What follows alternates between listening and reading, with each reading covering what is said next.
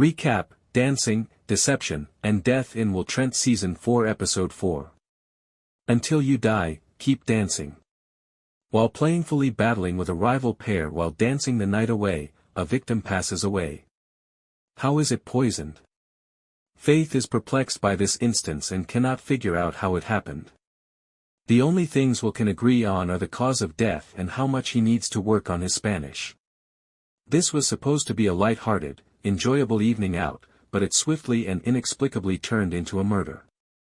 The victim did not consume the poison through food or drink, and they lack a weapon. Investigating and solving the unthinkable is what Will and Faith do. The identity of the murderer will shock you. With the assistance of two forensic symposium students, Angie and Ormewood employ stakeouts, record research, and tried-and-true actual detective work to identify their murder suspects.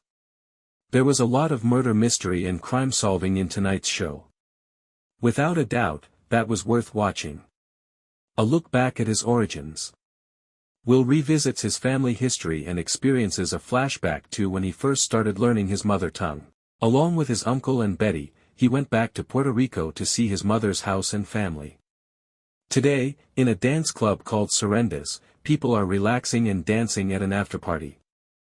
They were taking pleasure in the electrifying dance environment that appeared to permeate the entire space. Two couples compete fiercely and amicably while dancing. One of the young women collapses and dies, shocking everyone. When did dancing turn into a deadly weapon?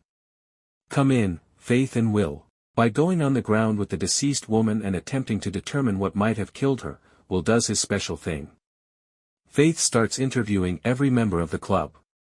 She locates Ramos Delgado, a Colombian cultural attaché, and his spouse, Isabella. The deceased woman's visa was sponsored by Ramos.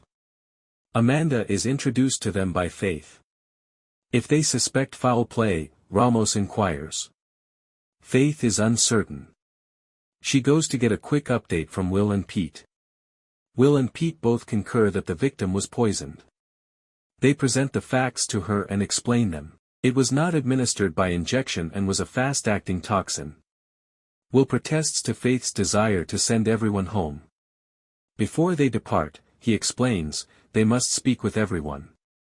They don't have time to hire an interpreter, Faith informs him. Will takes up the challenge and puts his 2 years of Spanish instruction to the test. Someone who speaks English gives him harsh criticism. Will is a touch out of his element as Ramos and Isabella Delgado, the Bogotá power couple, chat beautifully in Spanish. When Isabella discovers, she discreetly requests that her husband communicate with them in English. Ramos was describing Catalina's amazing dancing skills and how some people were envious of them. She was outstanding. Javi, Catalina's dancing partner, is shocked by her passing. Faith asks him to share all of his memories with them. When Will inquires about her eating and drinking habits, Javi responds that Catalina disliked eating and drinking while dancing. Will asks Faith if she has noticed any changes in Javi after their interview. She doesn't see it at first, but then she does. He altered the hue of his signature suit. Faith effectively conveys to Will how big of a difference and transformation it brings about. It's adorable when Will and Faith play off one another and exchange sardonic comments. Bon Bon Chiffon, their next interviewee, interrupts them. Bon Bon compliments Will on his new outfit as soon as he sees it. In addition to being the MC, he performs salsa. He is certain that there must be no more murders in his vicinity. Despite not actually knowing Catalina, he was completely enamored with her. He showed them the location of Catalina's makeup application. Contouring to death. Like they can do at any murder scene, Will and Faith deftly enter investigation mode. Curious, Bon Bon asks Special Agent Will Trent why he kept his Puerto Rican heritage a secret. As he meticulously examines everything in Catalina's makeup station, Will asks Bon Bon how he found out. When Bon Bon asks Will about his ancestry, Will responds that his mother was Puerto Rican. I'm not sure how or why, but Bon Bon thought Will's father was German. Faith interrupts, saying that Will's strong emotional control makes him seem rather German. Will is quite the opposite of Bon Bon, who claims to be Puerto Rican as well. Will closely observes the various makeup jars on Catalina's station while Faith helps everyone return to the case. He observes that one is unusual and speculates that the poison may have been absorbed through the skin. The samples must be delivered to the laboratory. Will is asked by Faith if they can free the witnesses and hostages. He declines. Will approaches the DJ area, grabs a microphone, and attempts to speak to every member of the club. As he begins to manipulate buttons, play loud music over the speakers, and receive pleas from the crowd to turn it down, Faith feels ashamed for him. When he eventually locates the elusive button, he can communicate without the need for music. He expresses gratitude to everyone and lets them know how long they can stay. Will continues to press buttons, but the audience is not amused. I'm awake. Ormewood and Angie are waiting to begin their day at the police station in the elevator. Ormewood is hardly conscious. He was required to supervise Max and his pals during a sleepover in his one-bathroom home. It sounded like torture, according to Angie. The elevator doors open and they are greeted by Captain Heller. He quickly informs them about the professor from the current forensic science conference. He suggested that she go through one of their cold cases with her class. They are eager to share their findings with Angie and Ormewood in the press room. Captain Heller makes a valiant attempt to flee, but Angie and Ormewood object right away. They're not content. Angie and Ormewood are given an overview of the case they looked into by the two forensic students. Beverly Rutledge, a 63-year-old lady who was stabbed at a woodworking studio in April 2003, is the subject of the cold case. The murder was allegedly committed in the nearby halfway home. The two students claimed that because the DNA did not match, the top suspect was not the murderer. They divide up and look over the old case files and explore the crime scene. Closed dancing in cold cases. Will is informed by Faith of the makeup's lab results. A carnitine poison residue was discovered in her bodily makeup by the talk screen. With the exception of Roxy Vasquez, Will claims they have spoken with every dancer. According to Bon Bon, Roxy is the greatest dancer there and a drama queen. Javi and Roxy used to dance together, then Catalina stole him. Roxy and Javi might win the dance competition and the $100,000 prize if they dance together once more. Will speaks with Roxy as Faith goes to speak with Javi. Will approaches Roxy and makes an introduction. He learns to dance from her. As Roxy teaches him how to salsa, he asks her questions. She avoids his questioning as he discovers some injuries on her leg. Isabella cuts them off to tell him that Faith is trying to find him. Javi claims to have murdered Catalina. Is Javi at fault? Is Will a skilled dancer? Is the cold case solved by Angie and Ormewood? What does Will notice that indicates they haven't located their murderer?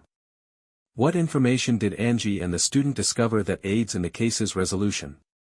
How do the students do on a stakeout with Angie and Ormewood?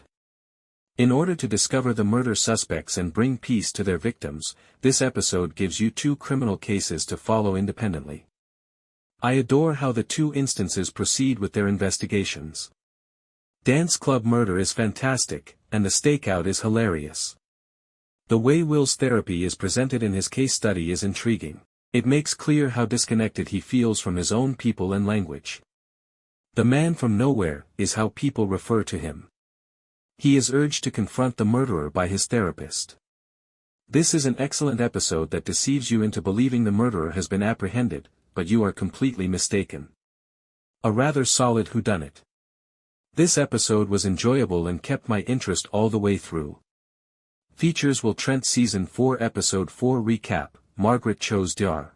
Roach assists Will in resolving his cultural identity dilemma. Will Trent S4E4, the man from nowhere, witnesses poisoning at salsa competitions reveal a diplomat plan as Dr. Roach helps Will confront his heritage. Will is mourning not only the childhood he never experienced but also the ties to his culture and community that he would have had if his mother, Ryanie Silva, hadn't been murdered. It serves as yet another reminder of what Ulster, Greg German, stole from Will and gives the otherwise case-heavy episode a strong character-centric foundation. Will and Faith look into a dancer's poisoning in Will Trent, Season 4, Episode 4. After Will and Faith discover that Catalina has been poisoned, the GBI detains everyone at the club while they investigate. When interrogating witnesses and possible suspects, Will finds it difficult to communicate in Spanish, which makes him feel inadequate. They discover that Roxy, Itziar Martinez, Catalina's competitor, formerly danced with Javi, her dancing partner. Bon Bon Chiffon, Johnny Beecham, also makes a comeback in this episode, complimenting Will for discreetly changing his style and amusingly telling Will and Faith about the drama among the dancers. When they discover that Catalina's makeup was poisoned, Roxy becomes their top suspect. Will and Faith are certain that Javi is being paid to fill in for someone when he confesses. Will informs his therapist, Dr. Roach, Margaret Cho, during a session that the case is making him feel insecure and that he doesn't belong because he doesn't speak Spanish well and didn't begin to connect with his background until 2 years ago. Will returns to the case with fresh confidence when she confirms his identity and all of his worries. When Will and Faith discover that Catalina regularly stole Roxy's clothing and makeup, they come to the conclusion that Roxy was the target of the poisoning. Will discovers Ramos Delgado, one Javier Cardenas, a diplomat who frequently visits the club with his wife Isabella, Carolina Gomez, as a result of the research. When Ramos learned that Isabella was going to leave him for Roxy because they were in love, he attempted to murder her. Will and Faith can clearly see that Ramos killed Catalina, but they lack sufficient evidence to revoke his diplomatic immunity.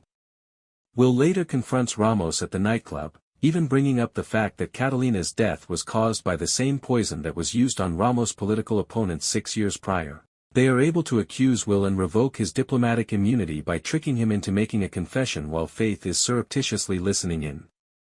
Relieved to be together at last, Roxy and Isabella thank Will as Ramos is taken into custody. After that, Will uses some of the skills he learned from Roxy earlier that day to dance with Betty, Bluebell, at home. Angie and Ormewood reopen a cold case in Will Trent, Season 4, Episode 4.